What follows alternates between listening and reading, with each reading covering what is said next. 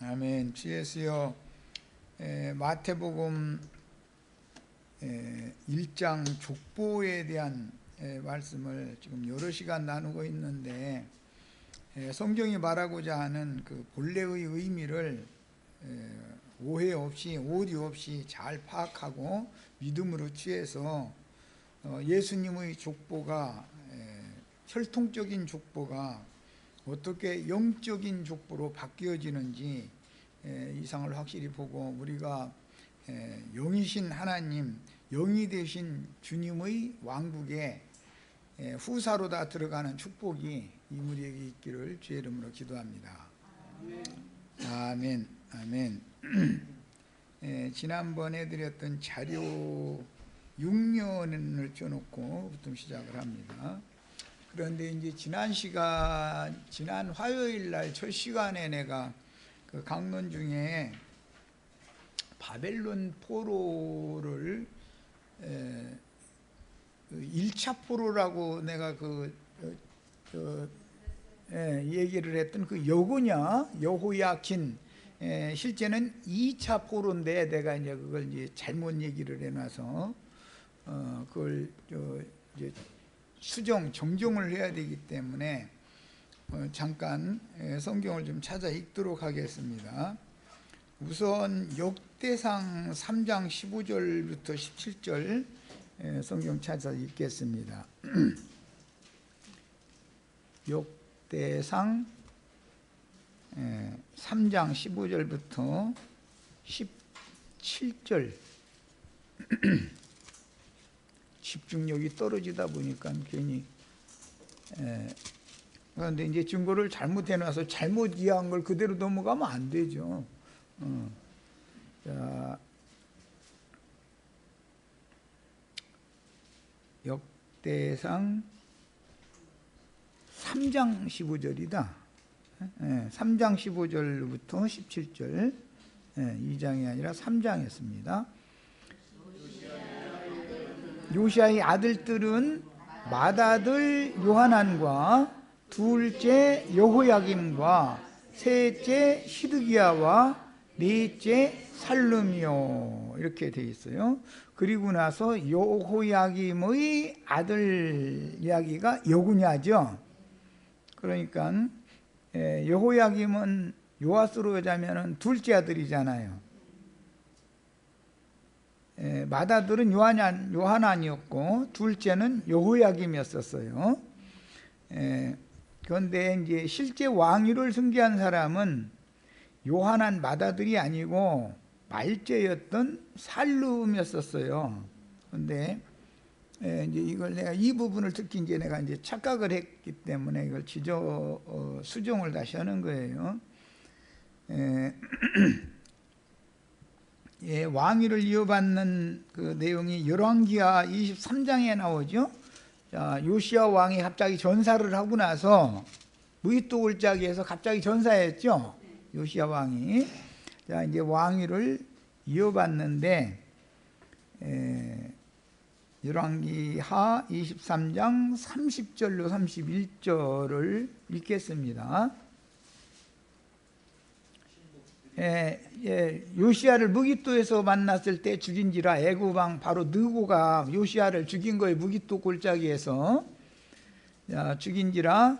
신복들이 그의 시체를, 요시야의 시체를 병거에 싣고 무기또에서 예루살렘으로 돌아와서 그 무덤에 장사하니, 이제 이 왕을 세운 건 하나님이 세운 게 아니고 백성들이 요시야의 아들 여호와하스를 데려다가 그에게 기름을 붓고 그 아버지를 대신하여 왕으로 삼았더라. 그랬으니까 요시야의 대를 이은 아들은 맏아들이 아니고 넷째 아들이었던 살룸이라는 아들인데 그 아들의 이름을 여호와하스라고 지금 바꾼 거예요. 개명을 한 거예요. 그래가지고 그 넷째 아들 살룸에게 기름을 부어서 왕으로 삼았는데 이건 백성들이 세웠다는 거예요. 하나님이 세운 게 아니고. 자, 이 여호와하스라는 이 살룸이라는 본명을 가진 여호와하스라는 이 왕은 마태복음의 족보에서는 빠졌죠. 예. 왜 빠졌는지는 하나님이 세우지 않으면 그 왕으로 인정을 않기 때문에 그러는 거예요. 이때 당시 이제 상황으로 보자면 그 아버지 요시야와 같이 반애굽 정책의 가장 강력한 그런 사상, 정신을 가진 사람이 요시야의 아들들 중에서도 말제 아들이, 왜냐면 저희 아버지를 죽인 원수잖아요. 애굽이라고 하는 나라와 애굽의 바로 느고라는 사람은 이 네 형제의 아버지인 요시야를 아버지를 죽인 왼수잖아요. 그러니까 반애굽 정책 그 정신이 강했겠죠.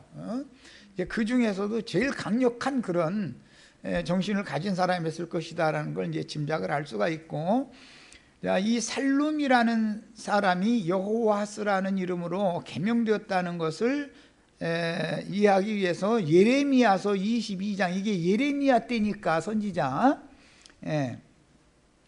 예레미야서 22장 11절을 찾아서 읽어보겠습니다. 예레미야서 22장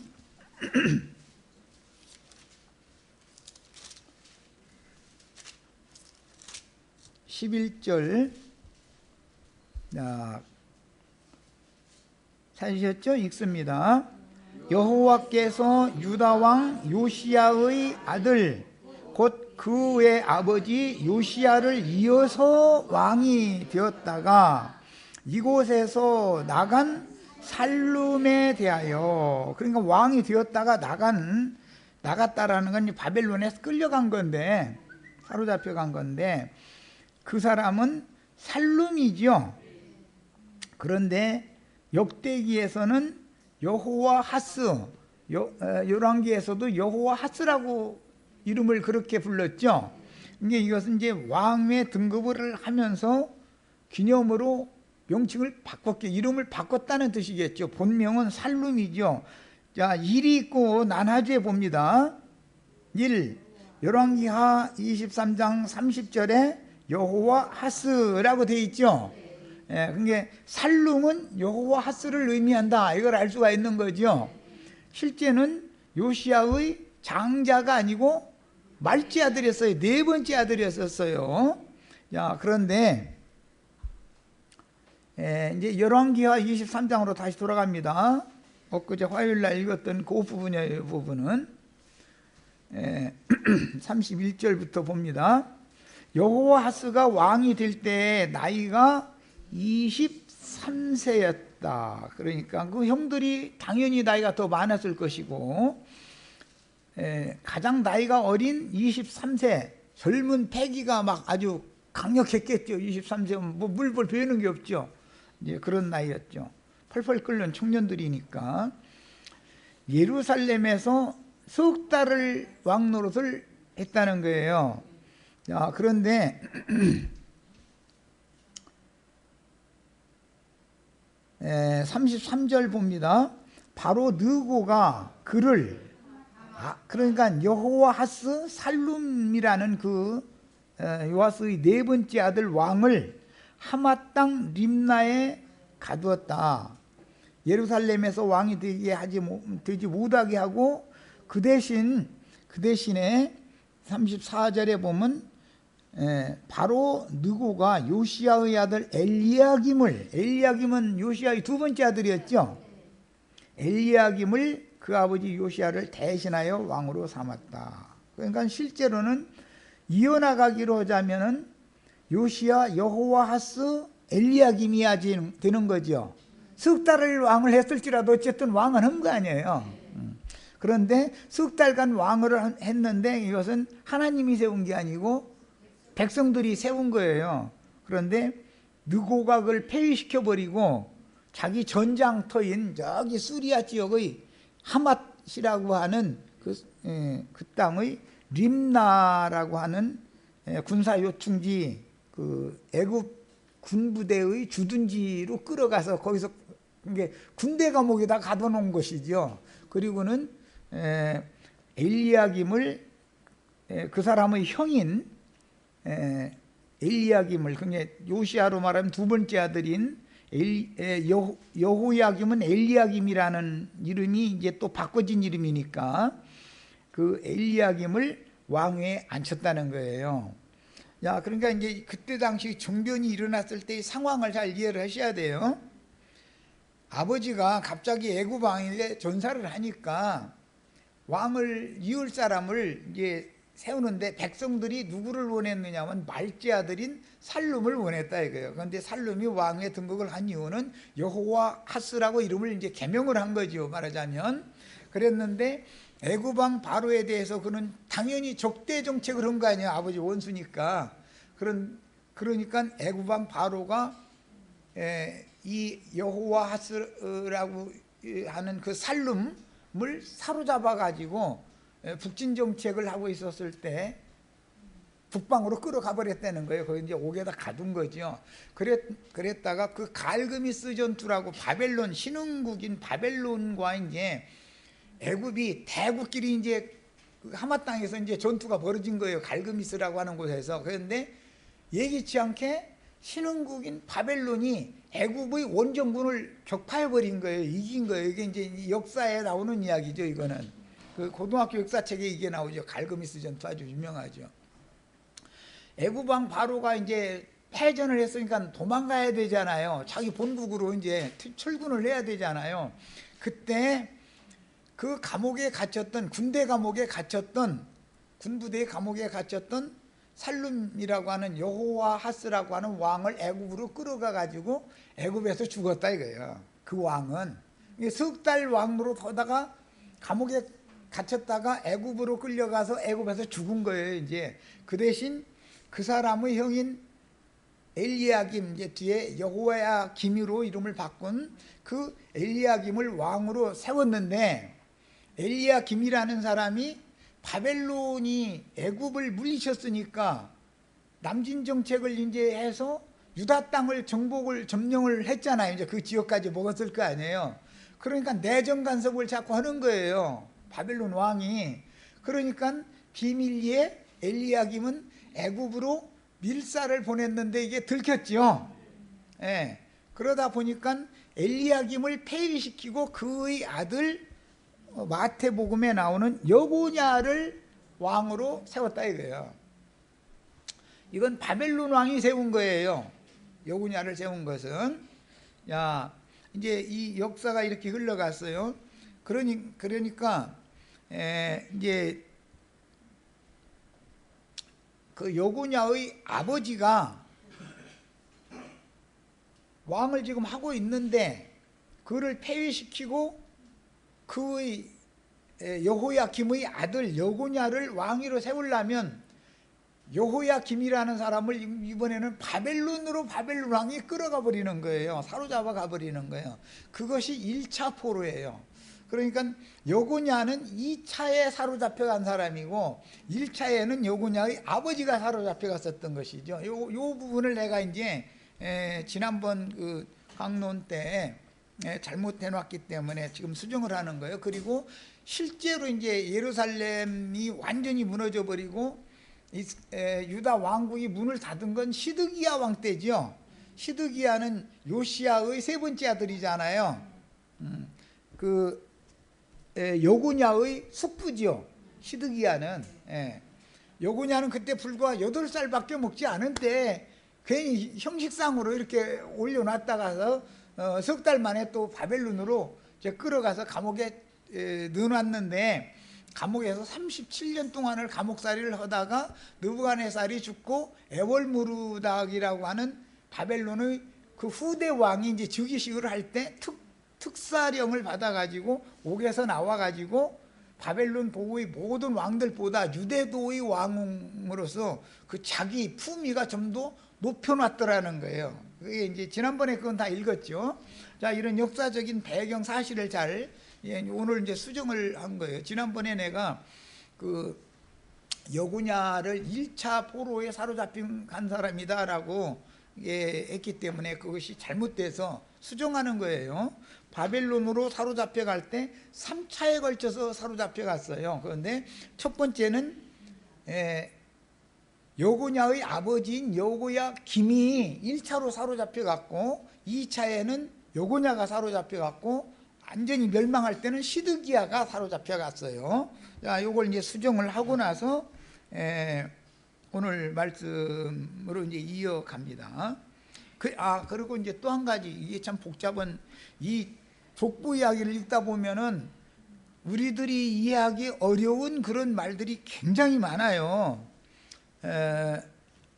마침 어제 보니까 예수님의 족보 이야기를 읽다가 이제 혼동되는 이야기가 있어가지고 질문이 올라온 것이 있어서 내가 이제 그 답변 글을 해놨었는데, 이번에는 역대상 2장을 보겠습니다. 예수님의 족보에 나오는 아브라함과 다윗까지의 이야기에 나오는 그 족보 중에 베레스의 아들 헤스론이 나오죠. 3절에, 마태복음 1장 3절에 베레스는 헤스론을 낳고 헤스론은 람을 낳고 이렇게 나오잖아요. 람은 암미나답을 낳고 이렇게 쭉 대가 이어지는데, 그 베레스는 누가 낳았죠? 유다가 다말을, 며느리를 통해서 쌍태 중에 하나가 베레스지요. 그 베레스가 예수님의 혈통적인 족보에 들어간 사람인데, 그 사람은 헤스론을 낳았어요. 그런데 헤스론은 또 이제 람을 낳았다 이렇게 돼 있어요.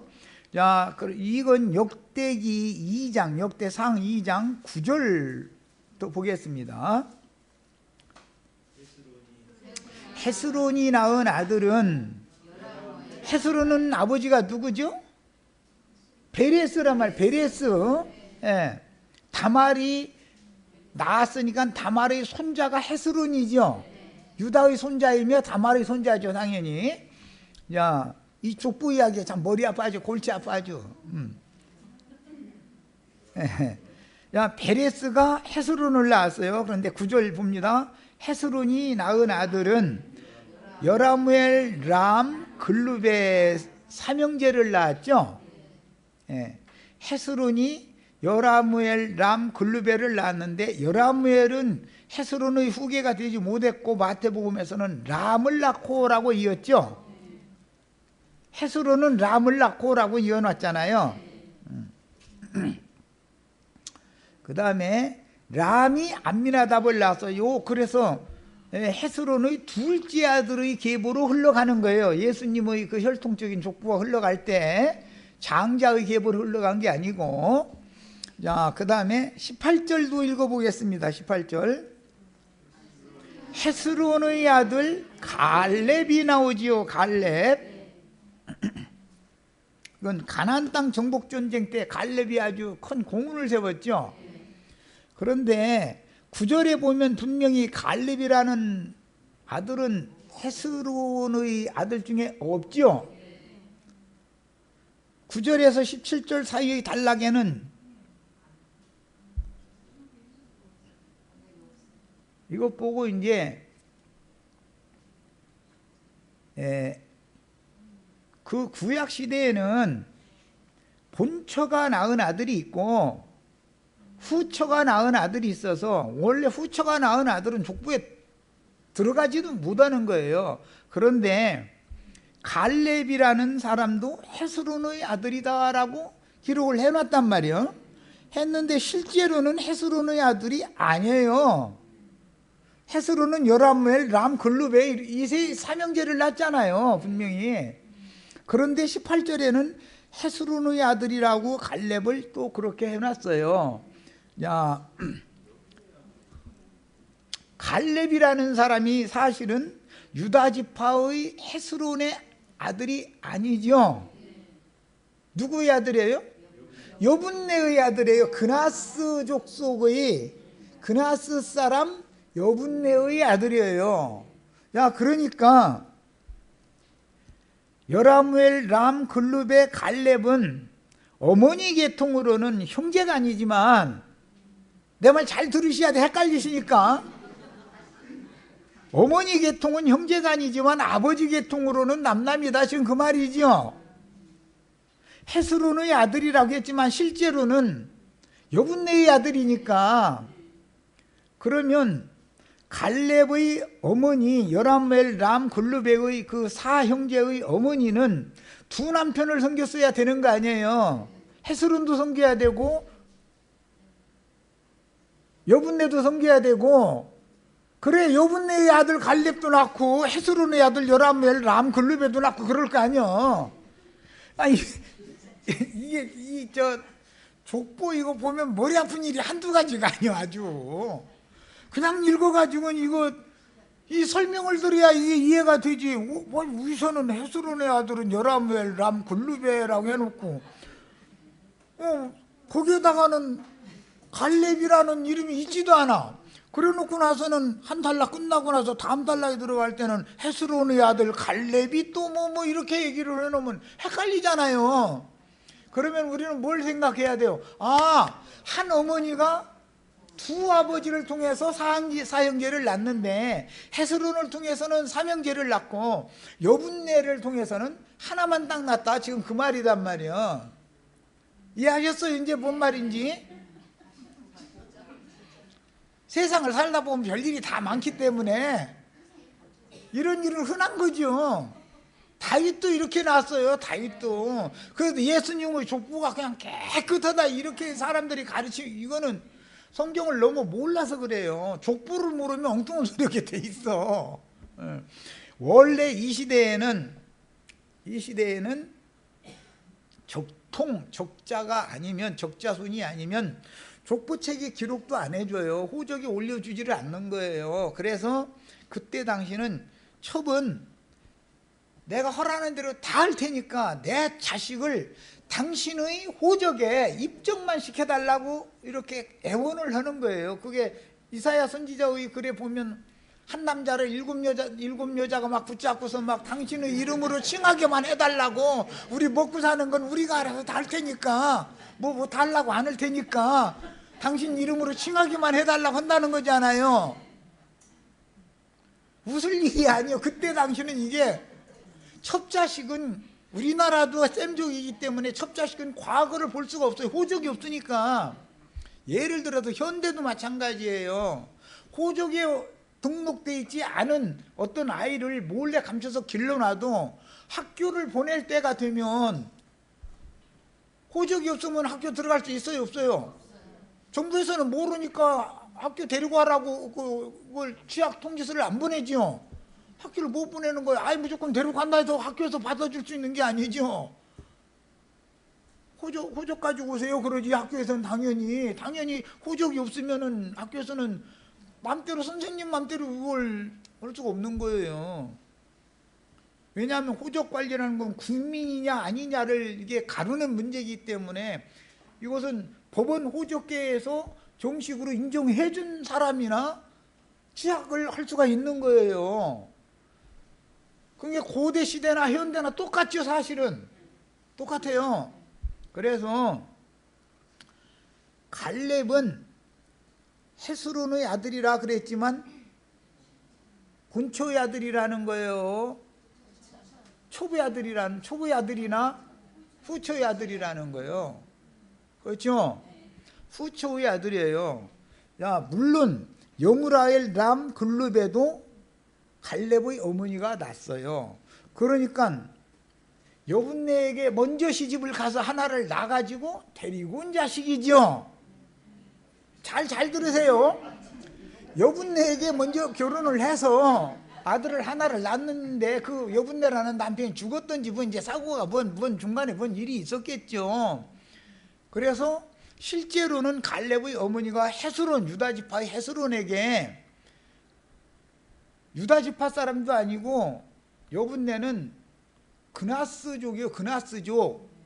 그나스 사람 여분네의 아들이었단 말이에요. 갈렙은 족속도 달라요. 그 그나스족은 에돔족에 속하는 에서의 아들 엘리바스의 다섯째 아들이 그나스예요. 이거 이제 또 창세기까지 다 머리 아프니까 이제 그냥 내가 이렇게 쉽게 얘기해 줄 테니까, 에서 족속의 에돔 족속은 가나안 7족속을 따지지 않고 10족속을 따질 때는 에서 족속이 반드시 들어가요. 거기에 완전히 멸할 족속에 들어가기 때문에 미디안족 여기 반드시 가나안족으로 들어가요. 10족속 중에 들어갈 때 완전히 멸할 족속이거든요. 미디안족은 사실은 아브라함의 후처인 그드라가 낳은 자손이잖아요. 그런데도 가나안 10족속, 멸할 족속 중에는 10족속 중에는 그들이 들어간단 말이야. 이게 성경의 그 기록을 자세히 읽어야 될 필요가 있어. 자, 이제 갈렙과 여무라엘과 람과 글루베의 어머니가 먼저는 그나스 족속의 여분네에게 혼인을 해서 갈렙이라는 아들을 낳은 거예요. 그래가지고 뭔 이제 중간에 사정이 생겼으니까 그랬을 것이고, 재혼을 하는데 헤스론이라는 예수님의 조상, 그 헤스론의 아버지가 베레스지요. 그게 그 베레스의 어머니도 또 복잡한 어머니고 이게 그렇죠.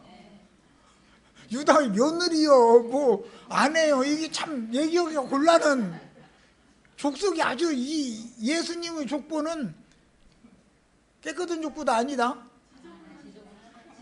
이 족보 따지기가 굉장히 어려운 아주 복잡한 그런 족보에서 예수님이 오셨어요. 그러니까는 뭐 사람이 시집을 한 번 갔으면 됐지 그런 소리 우리 한 번 하면 돼야 안 돼요? 그건 사람의 의지, 하나님의 의는 아니에요. 그럼 모르는 거예요. 인생사에는 여러 가지 변수가 생길 수가 있어요. 시집을 한 번만 가고 일생을 마치면 행복한 사람이죠. 뭐 그건 하나님이 그 일생을 평탄하게 이끌어 주셨다는 뜻이고, 2번 갔는데도 또 일이 뭐가 잘못돼가지고 3번을 가게 돼. 그러면 손가락질 할 수 있어요, 없어요? 그래도 못해요. 모든 사람의 인생은 누가 인도하는 거예요, 사실은? 하나님이 다 하시는 거예요. 하나님이 이렇게 하셨으면 할 말 없어요. 그러니까 내가 왜 이걸 자꾸 이 시간에 강조를 하느냐면은, 혈통의 족보를 믿음의 족보로 바꾸는 것을 이 시간에는 얘기를 해야 되기 때문에, 혈통의 족보로 아무리 깨끗해도 믿음의 족보에 들어가지 않으면 소용없어요. 그런데 혈통의 예수님의 족보가 그렇게 깨끗한 족보가 아니다라는 걸 저는 알아야 돼요. 바리새인들이나 서기관 율법사들이 생각을 갖고 있으면 천국에 절대 못 들어가기 때문에 이걸 강조하느라 그래요. 이 시간엔 이게 제일 중점이에요. 자, 헤스론의 아들 이제 갈렙이라고 그랬으니까, 갈렙의 동생들이 여라무엘, 람, 글루베란 말이요. 어머니로 해서는 한 형제지요. 아버지가 다르면 또 아버지 계통으로는 형제가 될 수 없어요.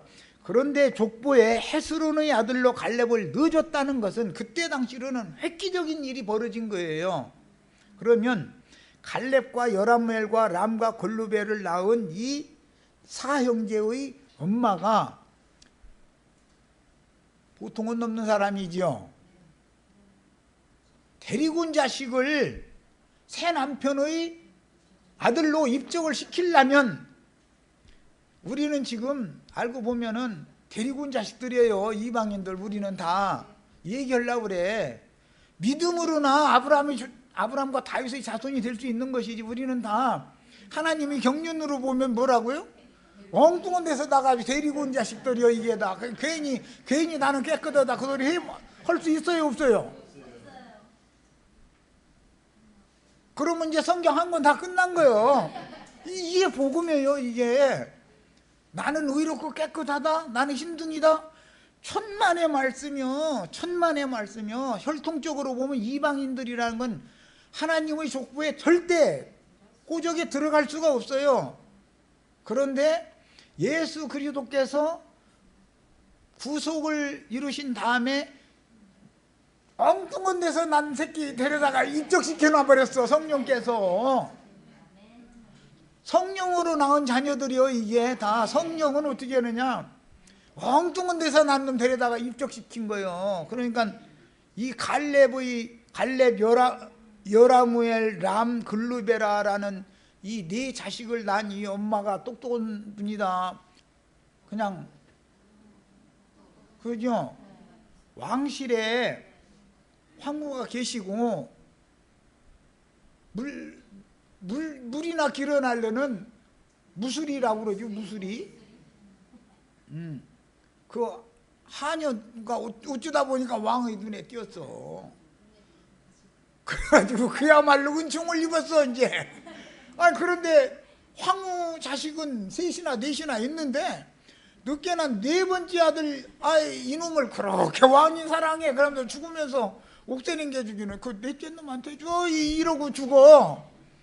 대신들 다 불러다 놓고 유언을 남기는데 본처 자식한테 주라고 않고, 그 무술이는 신분이 대신의 딸이 아닐 거 아니요. 완전히 선민의 신분이지, 어머니 신분이. 그런데도 자기 아들에게 황제의 위를 물려받게 하려면 이 여자가 황후보다 위에 사람이요, 수가 한 수 딸리는 사람이요, 황후보다 한 수 딸리면 죽는 것이지, 죽지요. 황후보다 위에 있는 사람이다. 이게 돌아가는 게 말하자면, 세상적으로 표현하자면. 그러니까 얼마나 황제를 미리 삶아놨든지 걱정 마. 나는 감을 때는 그 대신 네가 입 밖에 내면 너 잘못하면 너고 네가 난 새끼고 죽으니까 누구 손에 죽어도 아무 데도 말고 있어. 내가 알아서 할게 하더니 죽으면서 마지막 유언을 한 게 대신들 다 들어오라고 그래. 그러고서 어느 소리가 옥셀랑 저 넷째 놈한테 주라고. 그건 이미 내가 아주 오래전부터 그거 다 모든 면에서 볼 때 그놈이 제일 낫다 이러고 죽으면 황제의 오명을 따라야 돼, 안 따라야 돼요? 당연히 따르는 거예요. 그렇게 하려면 미리미리 이 무술이가 공작을 다 해놨어야죠. 그게 밧세바예요. 밧세바. 다윗 왕의 본처가 난 자식들이 있고 자기보다 나이가 많은 다윗의 아들들이 있었어요. 밧세바보다 나이가 많은. 그런데도 밧세바의 아들에게 왕위가 딱 오는 거예요. 그래서 이걸 이제 신약에서는 성령의 지혜다. 성령의 지혜는 하나님의 깊은 곳까지도 다 하나님 마음속에 뭐가 감춰놓고 있는데, 지금 황위를 누구한테 물려줄 것을 왕 마음속에만 딱 있는데, 그렇게 하는데 그 옆에서 자꾸 세뇌를 시키는 누가 있어야지요. 첩이 세뇌를 자꾸 시키는 거예요. 첩이 그 왕을 편안하게 해주고 뭐 마음에 들게 하면은 그 누구예요? 저 황후방에 가야 되는데 오늘 밤에는 안 가고서는 술 한잔 하고 나서 야 기분도 좀 뭐 찜찜하고 꿀꿀하고 그러니까 왜 아무개 방으로 올란다 하고 늘 이렇게 자꾸 하게 만드는 재주가 있었던 거예요. 그러면 이제 막 왕을 이제 자기 맘대로 자기 손에 넣고 주무르니까 자기 아들을, 자기가 그동안에 얼마나 박해가 심했겠어요. 황후로 세운 사람은 당연히 그 나라의 국부니까, 왕의 장인이라는 것은 대부분 영의정이나 뭐 좌의정이나 어쨌든 정승의 딸이거나 아니면 적어도 판서 이상의 딸이거든. 그게 대신의 딸이거든. 천민의 딸을 황후로 세운 일은 절대로 없어요. 왜냐하면 그 황후의 시어머니가 가만 놔두나 그렇게를 않죠.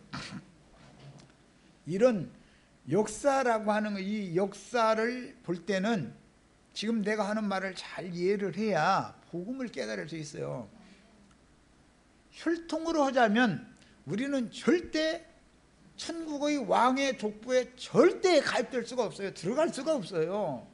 그런데 주의 성령께서는 지혜로워서 그걸 미리 발표를 해놓으면 천사들한테라도 야 너희는 천사니까 내가 귀띔해줄게 해가지고 천사들한테라도 슬쩍 얘기해 주셨다가는 천사들이 누구한텐가 또 귀띔을 하게 돼 있어. 이게 말이란 새나가게 돼 있는 거예요. 그러니까 천사들도 딱 모르게 감춰버려. 유대교 그 저명한 지도자들 아무도 모르게 딱 감춰버려. 그랬다 가서 교회로 말미암아 딱 드러내는 거예요. 이런 것은. 오늘 집회 이제 다 끝났어요. 우리는 그래서 나가지고 온 자식이요, 접붙여진 자식이지 호적에 우리는 들어갈 수 있는 권리가 있는 사람들이 아니었었어요. 야, 이제 역대상, 우연찮게 역대상 얘기까지 이제 나왔는데, 25절에 다음 단락에 보면은 또 헤스론의 맏아들은 여라무엘이라 이렇게 돼 있죠. 여라무엘로 흘러가는 족보 이야기가 나온 다음에 42절에 또 다른 족보 얘기가 또 나와요. 여라무엘의 아우 갈렙이라고 돼 있죠. 자, 여기 이 아우라는 용어가 오번역을 한 거예요. 성경 번역자들이. 이 히브리어의 아히라고 하는 그 251번 이 히브리어 단어는 이때는 히브리어 헬라어를 유용하게 써야 돼. 이제 이때는 이 단어의 뜻은 또 다른이라는 뜻이에요. 그러니까 여기에서는 아우라는 말이 아니라 여라무엘의 또 다른 형제라는 뜻이에요. 형도 될 수 있고 아우도 될 수 있어요, 이 용어는. 그래서 여라무엘의 형이에요, 갈렙은. 여라무엘의 동생이면 9절에 여라무엘 다음에 갈렙을 넣거나 람 다음에 넣거나 글룹의 다음에 갈렙을 거기에 넣어야죠. 그런데 거기에는 삼형제 정식 족보 딱 해놓고 18절에는 헤스론의 아들, 이것은 뭐라고요? 가입된 나가지고 시집 온 아들인데도 불구하고 자기 호적의 입적을 허락해줬다 이거예요. 그때 당시 이것은 어마어마한 획기적인 일인 거예요. 이렇게 해서 갈렙이 원래는 부친 계열로 하자면 에돔 족속이지만 유다 지파로 편입이 되는 거예요. 유다 지파가 되는 거예요. 헤스론이라는 사람이 갈렙을 자기 아들로 받아주지 않았으면 이게 불가능하죠. 이것은 뭘 보여주느냐, 혈통적인 예수님의 족보에 아무리 들어가 있어도 제외될 사람이 왕을 했는데 왕 족보에 기록되지 못한 사람들이 있죠. 그런 것처럼 이제 그런 것을 참 감람나무에서 잘려져 나간 자들이 있어요. 그 자리에다가 우리 이방인들을 끌어다가 저쪽에서 나가지고 온 자식들이에요, 이거는. 그런데 너 왜 마귀 자식으로 태어난 놈을 여기로 데리고 왔느냐라고 하지를 않고 그냥 받아줬다 이거예요. 헤스론이라는 사람이 좋다. 조건이 뭐였겠어? 그러면 갈렙이 그나스의 아들 여분네에게서 낳았으니까 갈렙의 어머니가 여분네에게 시집을 가가지고 갈렙이라는 아들을 혹을 하나 달려가지고 시집을 오는 조건이 뭐냐, 내가 당신한테 재혼을 하게 되면 내 속에서 자식이 또 안 생겨난다는 보장이 어디가 있냐. 그러면 내가 이미 난 자식을 나는 버릴 수는 없다. 이 아이를 당신의 이름으로 입적을 시키는 조건이라면 나 재혼하겠다 그랬다 이거예요. 여자는 남자가 좋다고 할 때 튕겨야지 여자가 너무 해프면 안 되는 거예요. 그땐 자기 조건을 다 제시를 하는 거예요. 그때는 이제 여자가 너무 좋으면 이거보다 더 큰 거라도 오케이, 일단은 오케이 하는 거야. 남자는 원래 그래. 그러면 나중에까지 당신 나 결혼할 때 이걸 조건으로 해놓고 나서는 딴 소리 못해 이렇게 계속 해야죠. 자기 자식을 자기 속으로 또 낳기 때문에 어머니 계통으로 보면 사형제다 이거예요. 헤스론으로 보면 삼형제지만 그런데 조건이 그때 당시의 상황으로 해서는 당신의 호적에 유다 지파의 에돔 족속이지만 이 아이는 에돔족이지만 유다 지파에 입적시켜주지 않으면 난 당신과 결혼을 못한다라고 했기 때문에 이렇게 된 거다라는 우리는 알 수 있다 이거예요. 역사책에 지금 내가 설명하는 것처럼 자세히 써 있으면 얼마나 좋겠어요. 그런데 이렇게 다 쓰려면 이 성경책이 얼마나 좋고요. 그럼 이놈의 그래서 압축을 해놨기 때문에 이런 걸 통해서 우리는 계시가 필요하다. 계시를 봐야 된다. 자, 여라무엘의 아우 갈렙이라고 그랬는데 사실은 여라무엘의 형입니다. 갈렙의 아들 맏아들은 메사, 자, 메사의 아들은 십, 이렇게 이제 또 쭉 그 다음에는 헤브론 이렇게 또 갈렙의 족보가 이어져요. 앞에 헤스론의 족보에서 여라무엘, 람, 글룹의 이 족보에서는 메사라든지 마레사, 헤브론, 뭐 고라, 뭐 이런 자식들이 없었었죠. 그러니까 지금 사실은 갈렙은 입적된 아들로서 헤스론에게 입적된 아들로서 다른 족보로 흘러간다, 지금 그 얘기다 이거예요. 갈렙이라는 사람은 원래 부계로는 유다 지파가 아니다는 걸 알아야 돼요. 부계로는 그나스 지파예요. 그나스 계보의 그 에서족 속의 에서도 12방백이 있죠. 에서족 속의 그나스 계보단 말이에요. 그나스 계보. 이것을 잘 아셔야 돼요. 야곱 족속이 아니에요. 갈렙은 야곱의 12지파에 들어간 사람이 아니에요. 원래 부계로는. 그런데 모계가 야곱 족속 중에 유다지파 베들레헴 사람 헤스론의 후예다 이거예요. 그러려면 어떻게 해야 돼요? 입적을 시켜야 돼요. 입적. 이것 보고 신약에서는 접붙인다 그래. 접붙인다. 좋은 나무 가지를 얼마를 잘라요. 일부러 자르고 그 자리에 우리 윤혜수 자매를, 김정아 자매를 그 자리에다 갖다 접붙이는 거예요. 이방인들은 이렇게 구원을 받았어요.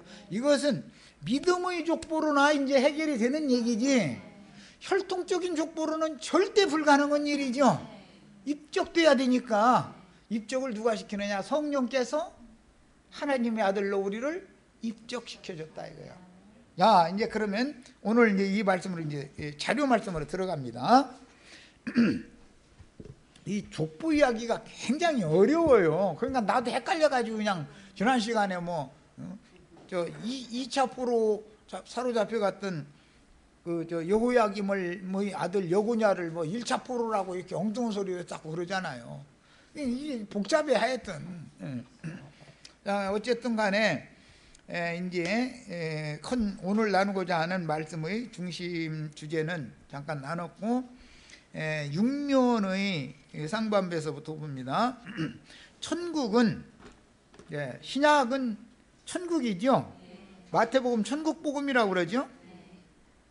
천국은 아들의 나라, 하나님의 아들 예수님이죠. 예수님의 나라가 임하는 교회 시대가, 교회 시대, 기도를 가르쳐 달라고 할 때 나라가 임하시옵시라, 나라가 임하시라고 기도하라고 그랬죠. 그러니까 천국 시대인, 첫 번째 천국 시대인 이방인의 때 접붙여서 구원받는 자들의 시대에, 혈통적으로가 아니고 접붙임을 받아서 하나님의 아들로 인정을 받아가지고 구원을 받는 이방인들의 시대는 임하는 시대다. 천국이 임하는 시대다. 이것은 다 율법을 다 지킨 공로로 말미암는 거예요? 값없는 은혜로 되는 거예요? 헤스론이 용납을 안고, 아이 나 그럴 바에면 너미 새끼를 내 새끼로 내가 인정하고 내 호적이다 이거 할까, 나 너한테 장가 안 들어, 그럼 끝나는 거죠. 그런데 헤스론이, 동태눈이 그때 잠깐 이제 하나님이 동태눈을 이게 동태 껍질을 살짝 갖다 이게 씌웠어. 그랬더니 좋다 이거야, 좋다 이거야. 좋다. 에돔 족속이든 뭐든 난 상관없다. 왜? 나는 너를 사랑하니까. 그러고 네 자신이 이스라엘 12지파, 그 여자가 이스라엘 12지파면 좋다 이거예요. 그래서 자기 아내를 삼으면서 입적을 해서 받아준 거예요. 이게 이제 감춰져 있지, 성경에는. 내가 설명하는 것은 그냥 역대기를 보면서 이게 이런 사유다라는 것을 이제 설명을 해 드리는 거고. 야, 그래서 이것은 이방인이면서 유대인이 된다. 로마서에 보면은 유대인이 다 유대인이 아니다 그랬죠. 어떻게 해야 유대인이다?